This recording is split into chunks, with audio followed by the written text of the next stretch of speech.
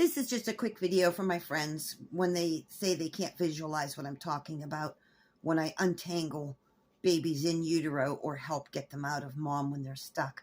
This is certainly not meant for anybody to watch and then try to do on their own. This should only be done under veterinary supervision. You can very easily tear your mom's uterus, which in turn will kill her. And of course, you can cause the baby to die. There have been times, though, I can't get to my vet. I can't load the dough by myself. It's late at night. The vet won't come or can't come. So I can't get to a clinic and I can't get my vet. So I've done what I had to do. So this one is just on if we have baby stuck coming head first, but we just can't get this baby through the canal. And again, the pelvis, this is not a professional pelvis, but the pelvis is shaped more like an upside down egg with the opening at the top, and it narrows down here. And what happens is baby just won't fit. Frequently what happens is that pelvis is just small enough that as baby's being pushed, that head drops back and gets hung up on that pelvic bone. The more then people start tugging at these legs, the more problems we have, because then you get this baby jammed all the way up into this pelvic bone. And as you see, the head is further and further back to the point where you may kill the baby. The big thing with helping with birthing is not to panic, and it's so much easier said than done. One thing we can do, always when I have legs presenting, and I think there might be a problem, and I've shown the tying in other videos, is I'm going to tie one string on each front leg. I like to wrap twice, always above the ankle. I don't want to damage this delicate joint down here. One string on each leg. That way, if we do have to put baby back in, we don't lose the legs. But if this head is starting to hang up and you can get into baby, this is where one of the snares come in very handy. They are a tool with a wire and a lock on it.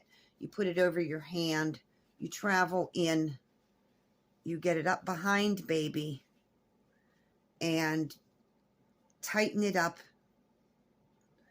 and then that helps pull baby out. I personally don't have one. I've never used one. Maybe Santa will bring me one someday. But I have used the string. Of course, it's much harder. I put a slip knot on. I always have this at the ready. So this knot will move.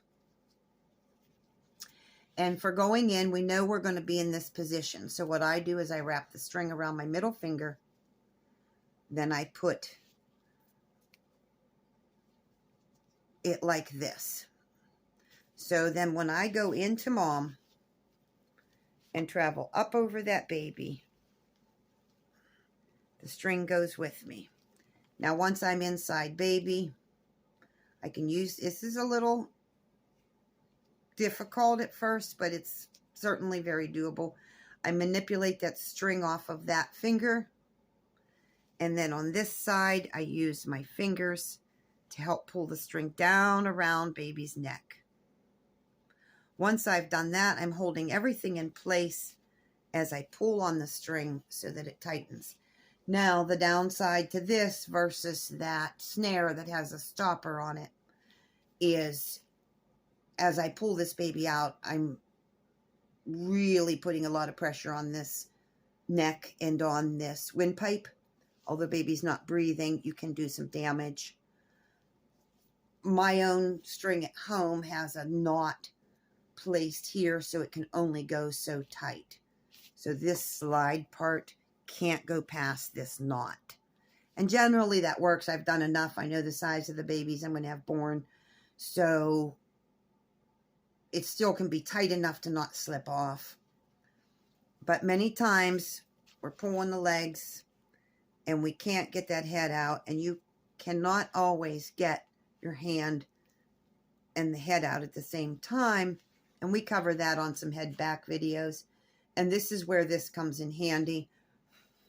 So you're going to be pulling on the string that has these legs.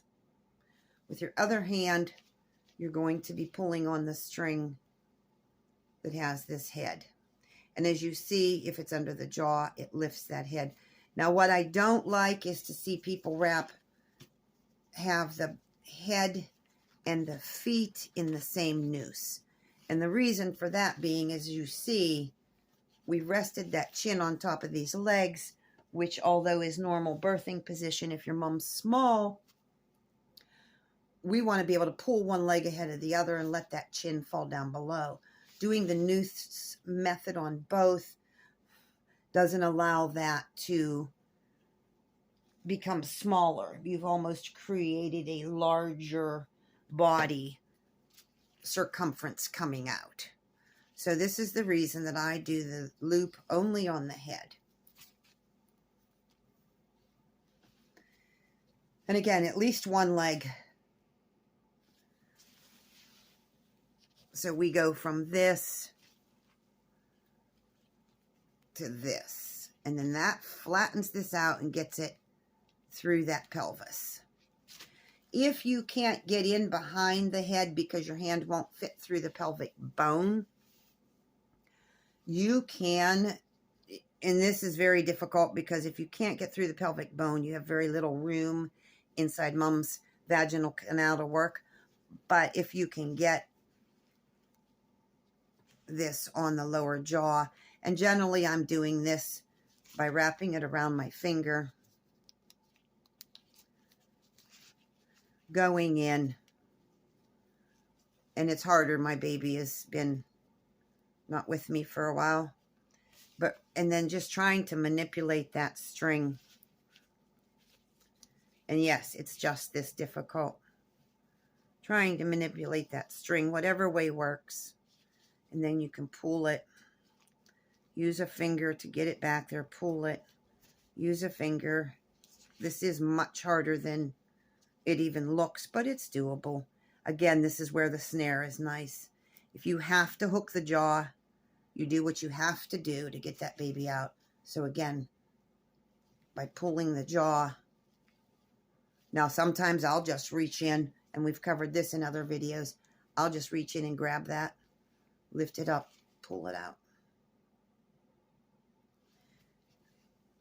Thank you. I hope that helps.